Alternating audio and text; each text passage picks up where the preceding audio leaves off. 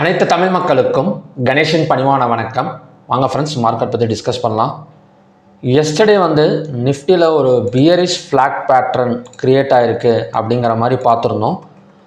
இந்த இடத்துல பார்த்திங்க அப்படின்னா இன்றைக்கி பிரேக் அவுட் நடந்திருக்கு. பட் க்ளோசிங் இன்னும் கீழே வைக்கலை. பட் க்ளோசிங் கீழே வச்சது, அதாவது 15 மினிட்ஸில் ஒரு கன்ஃபர்மேஷன் கொடுத்துருக்கு. பட் டே கேண்டல் இந்த டவுன் சைடு லைனுக்கு கீழே ஒரு க்ளோசிங் வச்சது அப்படின்னா ஒரு பியரிஷ் ஃப்ளாட் பேட்டர்ன் கம்ப்ளீட் ஆகிடும், அதாவது ஒரு கன்ஃபர்மேஷன் கிடைச்சிரும் செல் சைடு அப்படிங்கிற மாதிரி சொல்லணும். ஓகேங்களா? சரி, இப்போ bank Nifty, Sensex, fin Nifty எல்லாமே ஒரு டவுன் சைடு தான். நிஃப்டி மிட் கேப் மட்டும்தான் ஒரு 6 பாயிண்ட் மட்டும் ஒரு பாசிட்டிவில் ட்ரேட் ஆகிட்டுருக்கு.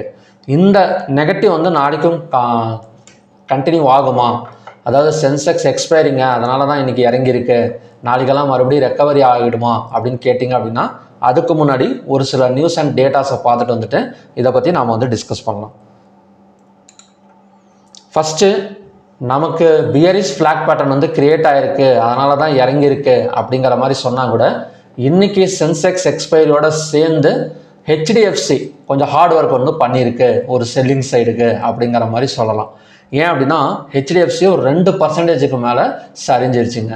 ஸோ ஹெச்டிஎஃப்சி ஒரு வருஷமாகவே பார்த்திங்க அப்படின்னா ஒரு 3 மாதத்துக்கு ஒரு தடவை ஏதாவது ஒரு நியூஸ் வருது. அதாவது ஒன்று சேர்மன் ப்ராப்ளம், இல்லைனா அப்படின்னா அந்த கம்பெனி ஆஃபீஸர்ஸ் மேலே ஏதாவது ஒரு ஃப்ராடிஸ்டர் அந்த மாதிரி கேஸ் கொடுக்குறது. ஸோ இந்த மாதிரி ப்ராப்ளம்ஸ் ஒரு 3 மாதம் 6 மாதத்துக்கு ஒரு தடவை ஹெச்டிஎஃப்சி பேங்க்கை அப்பப்போ பார்த்திங்க அப்படின்னா ஒரு 1% 2% டவுன் பண்ணிக்கிட்டே தான் இருக்காங்க.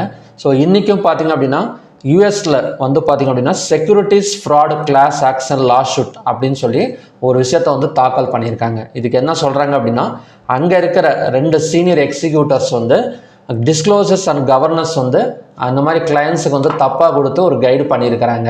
ஸோ இதனால் என்ன சொல்கிறது அப்படின்னா இன்ட்ரெஸ்ட் ரேட் கொஞ்சம் முன்ன பின்னா டிஃப்ரென்ஸ் காட்டுது அப்படிங்கிற மாதிரி ஒரு நியூஸ் கொடுத்து, ஸோ இதன் மூலயமா அவங்க 2 பேரில் கேஸ் தாக்கல் பண்ணியிருக்காங்க அப்படிங்கிற மாதிரி சொல்லியிருக்காங்க. இதனால் 52 வீக் ஹை, அதாவது புதிய 52 வீக் லோ, ஹை கிடையாது, புதிய 52 வீக் லோ ஹெச்டிஎஃப்சி டச் பண்ணியிருக்கு. ஓகேங்களா? ஸோ 2% டவுன் ஆகிருக்கு. இந்த பியரிஷ் ஃப்ளாக் பேட்டர்ன் நமக்கு ஒரு கன்ஃபர்மேஷன். அதுக்கப்புறம் HDFC bank 52 week low. So இதெல்லாம் வச்சு பார்க்குறப்ப என்ன சொல்லுது அப்படின்னா ஒரு 1 or 2 days, இப்போ நாளைக்கு ஃப்ரைடே வீக்கெண்ட், ஸோ அந்த டேவும் ஒரு பியரிஷ் சைடு போகிறதுக்கான ஒரு சிக்னல் நமக்கு கொடுக்குது அப்படிங்கிற மாதிரி தான் தெரியுது. பட் லெவல்ஸ் பார்க்கலாம், நெக்ஸ்ட் சப்போர்ட் எந்த இடத்துல இருக்குது அப்படின்னு. ஓகேங்களா? அடுத்தது பைன் லேப்ஸ் அப்படிங்கிற ஒரு ஷேர் இன்றைக்கி கொஞ்சம் இன்க்ரீஸ் ஆகிருக்குங்க. இது எதனால் இன்க்ரீஸ் ஆகிருக்கு அப்படின்னா இன்வெஸ்டெக் அப்படிங்கிற ஒரு இன்ஸ்டிடியூஷன்ஸ் இதுக்கு பை சிக்னல் கொடுத்துருக்காங்க. ஸோ இன்வெஸ்டெக் அப்படிங்கிறவங்க ஒரு ரிசர்ச் மாதிரி பண்ணி இல்லைங்க இந்த ஸ்டாக் கூடிய சீக்கிரம் ஒரு 200 ரூபாய்க்கு போகிறதுக்கான ஒரு பாசிபிலிட்டி இருக்குது அப்படிங்கிற ஒரு பை சிக்னல் கொடுத்துருக்காங்க. அவங்க பை சிக்னல் எந்த ஒரு காரணத்துக்காக கொடுத்துருக்காங்க அப்படின்னா merchant payment solution, POS terminal, POS financing, gift card processing, online payment solution. So இதெல்லாம் சூப்பராக இருக்குது இந்த கம்பெனிக்கு. ஸோ அதனால் இது கூடிய சீக்கிரம் ஒரு 20% கூட மேலே வரதுக்கான ஒரு பாசிபிலிட்டி இருக்குது அப்படிங்கிற மாதிரி சொல்லியிருக்காங்க. ஸோ எப்போவுமே இந்த மாதிரி ஒரு இன்ஸ்டிடியூஷனல்ஸ் ஒரு பையோ செல்லோ கொடுக்குறப்ப கண்டிப்பாக ஒரு 2 நாள் இம்பாக்ட் இருக்கும். ஏன்னா இவங்க எல்லாமே இன்வெஸ்ட்மெண்ட் பண்ணிட்டு தான் அதுக்கப்புறம் ட்ரேடர்ஸுக்கு, அதாவது ரீட்டைல் பீப்புளுக்கு ஒரு நியூஸ் கொடுப்பாங்க. இது நல்லா இருக்குங்க, சூப்பராக இருக்குது அப்படின்னு சொல்லி கொடுப்பாங்க. உடனே நாமெல்லாம் போய் வாங்குவோம். கொஞ்சம் மேலே வந்ததுக்கப்புறம் ப்ராஃபிட் புக்கிங் பண்ணிட்டு போயிடுவாங்க. இதெல்லாம் எப்படிங்க நடக்கும் அப்படின்னா ஒரு 2 நாள் டைம் எடுத்துக்கலாம்னு வச்சுக்கோங்க. ஒரு 2 நாளைக்குள்ளார நம்மளும் இவங்கள மாதிரியே ஒரு ப்ராஃபிட் புக்கிங் பண்ணிவிட்டு நவுந்துடணும். இவங்க சொல்கிற நாம் 167 ரூபாய்க்கு ட்ரேட் ஆகிட்டுருக்கு, இவங்க சொல்கிற லெவல் வரைக்கும் 200 ரூபாய் வரைக்கும் இந்த ஸ்டாக் வருமா அப்படின்னு கேட்டிங்கன்னா அது வந்தாலும் வரலாம், வராமையும் போகலாம். ஓகேங்களா? பட் இவங்க கான்செப்ட் என்னன்னா ஒரு 2-3% பல கோடி ரூபாய் இன்வெஸ்ட்மெண்ட் பண்ணியிருப்பாங்க, ஒரு 2-3%ல் ப்ராஃபிட் புக் பண்ணிட்டு நவுந்துருவாங்க. இதே தான் நாமளும் பண்ணணும். ஓகேங்களா?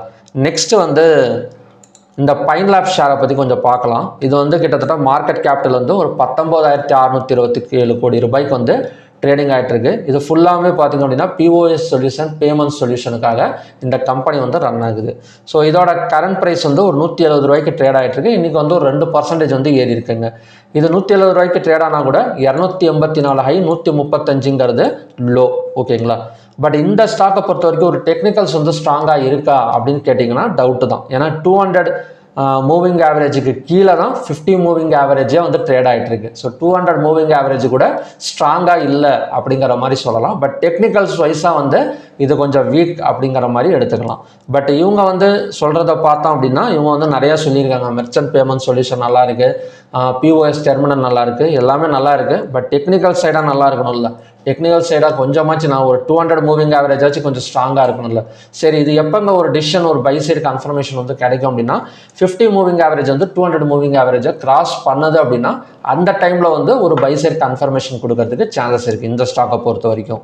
சரி, இது யார்கிட்ட அதிகமாக இருக்குன்னா எஃப்ஐஎஸ் கிட்ட 9.49%, டிஐஎஸ் கிட்ட 24.82%, அது மட்டும் இல்லாமல் பப்ளிக் கிட்ட தாங்க அதிகமாக இருக்குது. 65.68% வந்து பப்ளிக் தான் ஹோல்ட் பண்ணி வச்சுருக்கிறாங்க இந்த ஷேரை பொறுத்த வரைக்கும். ஓகே, பார்க்கலாம் இந்த ஷேர் இந்த நியூஸ் மூலயமா எந்த அளவுக்கு பர்ஃபார்மன்ஸ் பண்ண போகுது அப்படின்னு. ஸோ இந்த ஷேரை பற்றின டீட்டெயில்ஸ் உங்களுக்கு ஏதாவது தெரிஞ்சது அப்படின்னா மறக்காமல் கமெண்ட் செக்ஷனில் வந்து டைப் பண்ணுங்கள். இப்போ மற்றவங்களும் பார்த்து அதை வந்து தெரிஞ்சுக்கிட்டோம். ஓகேங்களா. நெக்ஸ்ட்டு வந்து டிசிஎஸ். இப்போ டிசிஎஸ் கம்பெனி வந்து 60 to 70% வேரியபிள் பே வழங்கி உள்ளது அப்படிங்கிற மாதிரி ஒரு நியூஸ் வந்து கொடுத்துருக்காங்க. இது வந்து போனஸ் கிடையாது. ஓகேங்களா. இதுக்கு முன்னாடி 80% கொடுத்துருந்தாங்க. இப்போ வந்து 60லேருந்து 70%, அதாவது mid level and senior level ஒர்க்கர்ஸுக்கு வந்து வேரியபிள் பே வந்து பண்ணியிருக்காங்க அப்படிங்கிற மாதிரி சொல்லியிருக்காங்க. ஸோ இது வந்து எதுக்காக கொடுத்துருக்காங்க அப்படின்னா மார்ஜின் அழுத்தம், அதாவது குவார்ட்டர்லி ரிசல்ட்ஸ் வந்து மார்ஜின் 24% இருந்தது. அதாவது இதுக்கு முன்னாடி ஒரு குவார்ட்டர்லி ரிசல்ட்ஸை விட 130 பிபிஎஸ் வந்து குறைஞ்சிருக்கு. அது மட்டும் இல்லாமல் சம்பளத்தை வந்து உயர்த்தி கொடுத்துருக்குறாங்க. ஏஐ மற்றும் தொழில்நுட்ப முதலீடு இதெல்லாம் வச்சு பார்க்குறப்ப இந்த வேரியபிள் பே வந்து நடந்திருக்கு அப்படிங்கிற மாதிரி சொல்லியிருக்காங்க. இது வந்து ஒரு ஷார்ட் டேர்ம் ஒரு நெகட்டிவாக இருக்கலாம் அப்படிங்கிற மாதிரி இந்த நியூஸ் வந்து நமக்கு வந்து கொடுத்துருக்காங்க டிசிஎஸை பொறுத்த வரைக்கும். ஓகேங்களா. நெக்ஸ்ட்டு வந்து நம்ம ஸ்டாக் ஹீட் மேப் பார்க்கலாம். ஸ்டாக் ஹீட் மேப்பில் ரொம்ப அடி வாங்கியிருக்கிற ஸ்டாக் எது அப்படின்னா Hindalco, Shriram Finance, HDFC Bank, M and M, NTPC.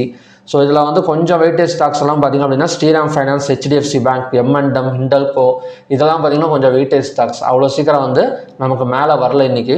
அதுக்கு ஈக்குவலாக வந்து ஐசிஐசி பேங்க், கொட்டாக் பேங்க் இதெல்லாம் பார்த்திங்கன்னா நல்லாவே வந்து பர்ஃபார்மன்ஸ் வந்து பண்ணியிருக்கு. ஸோ ஓவராலாக ஒரு நியூட்ரல் கண்டிஷனில் இருக்குது. ஆனால் ஹை வெயிட்டேஜ் ஸ்டாக்ஸ் வந்து பெரிய அளவில் பணத்தை வந்து வெளியே எடுத்தனால இன்றைக்கி வந்து ஃபுல்லாகவே வந்து நமக்கு வந்து ஒரு பியரிஷ் கண்டிஷன் தான். வேர்ல்டு ஸ்டாக் எக்ஸ்சேஞ்ச் வந்து எப்படிங்க போயிட்டுருக்கு அப்படின்னா ஒரு 2 பாயிண்ட் மட்டும் நெகட்டிவில் போயிட்டுருக்கு. ஸோ அந்த அளவுக்கு பார்த்திங்க அப்படின்னா பெரிய இம்பாக்டான நியூஸ் வந்து எதுவுமே கிடையாது. ஆல்ரெடி வந்த நியூஸே தான் வந்துட்டுருக்கு.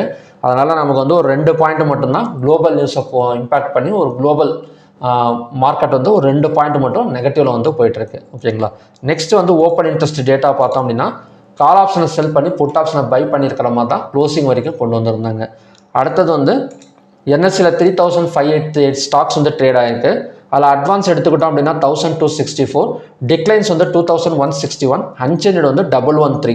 அதாவது அட்வான்ஸ் பார்க்கறத விட டிக்ளைன்ஸ் வந்து இன்றைக்கி கொஞ்சம் அதிகமாக இருக்குது. 52 வீக் ஹையில் இருந்து கொஞ்சம் ஸ்டாக்ஸ் இறங்கியிருக்கு அப்படிங்கிற மாதிரி சொல்லுவாங்க. இதுக்கு முன்னாடியெல்லாம் 140, 110, 120 ட்ரேடை சுற்றிட்டு இருந்தது. இன்றைக்கி வந்து பார்த்திங்க அப்படின்னா கொஞ்சம் இறங்கி 99 ஸ்டாக்ஸ் மட்டும்தான் 52 வீக் ஹையில் வந்து இருக்குது. 52 வீக் லோவில் வந்து பார்த்திங்க அப்படின்னா 68 ஸ்டாக்ஸ் இருக்குது. அப்பர் சர்க்கிளில் 99, லோயர் சர்க்கிளில் 83. ஸோ செக்டாரில் ஏதாவது நமக்கு வந்து கொஞ்சம் சப்போர்ட் பண்ணியிருக்கா அப்படின்னா எந்த ஒரு செக்டாருமே சப்போர்ட் பண்ணலை. ஃபார்மா செக்டார், ப்ரைவேட் பேங்க்கு, ரியாலிட்டி இதெல்லாம் தான் சப்போர்ட் பண்ணியிருக்கேன். பட் இதெல்லாம் பார்த்திங்க அப்படின்னா அந்தளவுக்கு வெயிட்டேஜ் கிடையாது. முக்கியமாக வெயிட்டேஜ் கொடுக்கக்கூடிய Bank Nifty, Fin Nifty, FMCG, IT எல்லாமே வந்து கொஞ்சம் கீழே இறங்கியிருக்கு அப்படிங்கிற மாதிரி சொல்லலாம். Based on Sensex expiry and HDFC Bank low. Next வந்து ஹெச்டிஎஃப்சி 12 பாயிண்ட் இறங்கிருங்க, கிட்டத்தட்ட 1.74%. ஹெச்டிஎஃப்சியை பற்றி ஃபண்டமெண்டல்ஸ் எதாவது டிஸ்கஸ் பண்ணோமானா தேவையே கிடையாது. ஹெச்டிஎஃப்சிங்கிறது ஒரு அதிகமான மார்க்கெட் கேபிட்டலைசேஷன் இருக்கிற ஒரு ஷேரு. இது எந்த அளவுக்கு இறங்குதோ அந்த அளவுக்கு வந்து ஒரு இன்வெஸ்டர்ஸ் வந்து ஆவரேஜ் பண்ண தான் பார்ப்பாங்க. இது வந்து கிட்டத்தட்ட நமக்கு வந்து எஃப்ஐடிஎஸ் கிட்ட ஒரு 40% இருக்குது. ஓகேங்களா. ஸோ எஃப்ஐஎல்லாம் என்ன பண்ணுவாங்க அப்படின்னா ஒரு விளையாட்டு மாதிரி இதில் வந்து பணத்தை வேகமாக வெளியே எடுக்கிறது, ஒரு ப்ராஃபிட் புக்கிங் பண்ணுறது, மறுபடியும் இன்வெஸ்ட்மெண்ட் பண்ணுறது, ப்ராஃபிட் புக்கிங் பண்ணுறது. ஏன்னா ஹெச்டிஎஃப்சிங்கிறது தான் அதிகமான வெயிட்டேஜ் நிஃப்டி, பேங்க் நிஃப்டிலாம். ஸோ அதனால் இதுலேருந்து கொஞ்சம் எடுத்து போட்டு ஒரு மார்க்கெட்டை ஒரு வழி பண்ணிடுவாங்க. ஹெச்டிஎஃப்சி, ரிலையன்ஸு இந்த மாதிரி ஸ்டாக்ஸ்லாம். ஓகேங்களா. ஸோ இது இறங்குது அப்படின்னா கண்டிப்பாக நமக்கு வந்து ஏறிடும். ஸ்டேட் பேங்க் ஆஃப் இந்தியாவும் இறங்கியிருக்கு. ஐசிஐசி பேங்க் மட்டும் தான் ஒரு 19 பாயிண்ட் வந்து பாசிட்டிவில் வந்து போயிட்டுருக்கு. அப்புறம் சன் ஃபார்மா. ஸோ மற்றது எல்லாமே வந்து நமக்கு வந்து நெகட்டிவ் தான். டாப் கெய்னர்ஸ்னு எடுத்துக்கிட்டோம் அப்படின்னா Kotak bank, Adani and ICICI bank, Cipla, TMPV இதெல்லாம் பார்த்தீங்கன்னா டாப் கெய்னர்ஸ். பேங்கிங் செக்டார் நல்லா தான் இருக்குது. இந்த ஹெச்டிஎஃப்சி இந்த நியூஸ் கொடுத்த தலைவலியில் தான் பார்த்தீங்க அப்படின்னா பெரிய அளவில் நிஃப்டி கொஞ்சமாச்சு லாஸ்ட் டைம்லலாம் பார்த்திங்க அப்படின்னா ஒரு சப்போர்ட் ஜோனில் நின்றுட்டு இருந்தது சென்செக்ஸ் எல்லாம். ஸோ அந்த டைம்லலாம் பார்த்திங்க அப்படின்னா கொஞ்சம் ரெக்கவரி ஆகிருக்க வேண்டியது. ரெக்கவரி ஆகாததுக்கு மெயின் ரீசன் வந்து இந்த பேங்க் அப்படிங்கிற மாதிரி சொல்லலாம். டாப் லூசர்ஸ் வந்து Hindalco, HDFC Bank, NTPC, Shriram Finance, M and M இதெல்லாம் பார்த்தீங்கன்னா டாப் லூசர்ஸுக்கான ஸ்டாக்ஸ். அவ்வளோ சீக்கிரம்லாம் டாப் லூசர்ஸ்லாம் ஹெச்டிஎஃப்சி பேங்க் வந்து கொண்டு வந்துட மாட்டாங்க. ஓகேங்களா, அப்படி வருதுன்னா அது ஒரு ஆப்பர்ச்சுனிட்டியாக தான் நாம் வந்து பார்க்கணுமே தவிர, ஸோ அது போய்ட்டு இன்னும் இறங்கிரும், அதாவது அப்படியே இறங்கினா கூட மறுபடியும் மேலே வந்துடும். ஓகேங்களா, ஒரு ஷார்ட் டேர்ம் இன்வெஸ்ட்மெண்ட்டுக்கெல்லாம் இந்த மாதிரி ஆப்பர்ச்சுனிட்டியை வந்து யூஸ் பண்ணிக்கலாம் நாம். ஸோ நான் சொல்கிறது எல்லாமே பார்த்திங்க அப்படின்னா ஒரு எஜுகேஷன் பர்பஸுக்கு தான். நெக்ஸ்ட்டு வந்து நிஃப்டி. இப்போ நிஃப்டி பார்த்திங்கனாலே தெரியும், நல்லா நமக்கு இறங்கி ஒரு பியரிஷ் ஃப்ளாக் பேட்டர்ன் வந்து கிரியேட் ஆகிருக்கு. ஸோ எஸ்டர்டே சொன்ன மாதிரி தான். ஸோ இந்த இடத்துலேருந்து வந்து மேலே ஏறி மறுபடியும் கீழே இறங்கியிருக்கு. இந்த பேட்டர்ன் நேம் வந்து பியரிஷ் ஃப்ளாக் பேட்டர்ன். ஸோ இந்த இடத்துல நமக்கு வந்து செல் சைடு கன்ஃபர்மேஷன் வந்து கிடச்சிருக்கு. க்ளோஸு கீழே ஓப்பன் ஆனாலும் லோவர் பிரேக் அவுட் பண்ணாலும் ஒரு டெம்பரவரி சப்போர்ட் மட்டும் பார்த்துடலாம் இப்போதைக்கு. ஓகேங்களா, ஸோ அந்த டெம்பரவரி சப்போர்ட் ஒர்க் ஆகுமா இல்லையாங்கிறது காலையில் ஒரு ஓப்பன் இன்ட்ரெஸ்ட் பார்த்தா நமக்கு வந்து தெரிஞ்சிடும். ஸோ அது வேணால் நான் டெலிகிராமில் வந்து அப்டேட் பண்ணுறேன். பட் இப்போதைக்கு வந்து டெம்பரவரி சப்போர்ட் வந்து 24,023. ரெசிஸ்டன்ஸுங்கிறது கிடையாது, ஏன்னா செல் சைடு பிரேக் அவுட் தான் நடந்திருக்கு. மேபி ரெசிஸ்டன்ஸ் நம்ம எடுக்கணும் அப்படின்னா இன்னைக்கு கேண்டிலோட க்ளோஸ் வந்து ரெசிஸ்டன்ஸை வந்து நம்ம வந்து எடுத்துக்கலாம். இன்னும் மார்க்கெட் வந்து க்ளோஸ் ஆகலை, க்ளோஸ் ஆனால் நம்ம ரெசிஸ்டன்ஸை வந்து எடுத்துக்கலாம். சென்செக்ஸும் அதே மாதிரி தான். ஸோ சென்செக்ஸும் நமக்கு வந்து பிரேக் ஆக போகுது. ஸோ நெக்ஸ்ட் ஒரு டெம்பரவரி சப்போர்ட் வந்து 76,823. க்ளோஸுக்கு கீழே ஓப்பன் ஆனாலும் லோவர் பிரேக் அவுட் பண்ணாலும் ஸோ இந்த கேப்பை வந்து ஃபில் பண்ணுறதுக்கு சான்சஸ் இருக்குது. ஸோ இந்த சப்போர்ட் வரைக்கும். ஓகேங்களா, ஸோ இதுக்கும் கீழே ஒரு கேப் டவுன் விழுகுமா அப்படின்னு கேட்டிங்கன்னா ஏதாவது ஒரு பெரிய நெகட்டிவ் நியூஸ் வந்து வரணும். ஏதாவது ஒரு பெரிய நெகட்டிவ் நியூஸ் வரணும் அப்படின்னா அது ட்ரம்ப்போட வாயிலேருந்து தான் வருமே தவிர வேறு யாரோட வாயிலேருந்தும் வராது. அப்படி ஏதாவது ஒரு நெகட்டிவ் நியூஸ் கொடுத்தாருன்னா பெரிய கேப் டவுன் வந்து விழுவும். மற்றபடி ஒரு செல்லிங் கொஞ்சம் கொஞ்சமாக நடக்கிறதுக்கு சான்சஸ் இருக்குது. நெக்ஸ்ட்டு வந்து பேங்க் நிஃப்டி.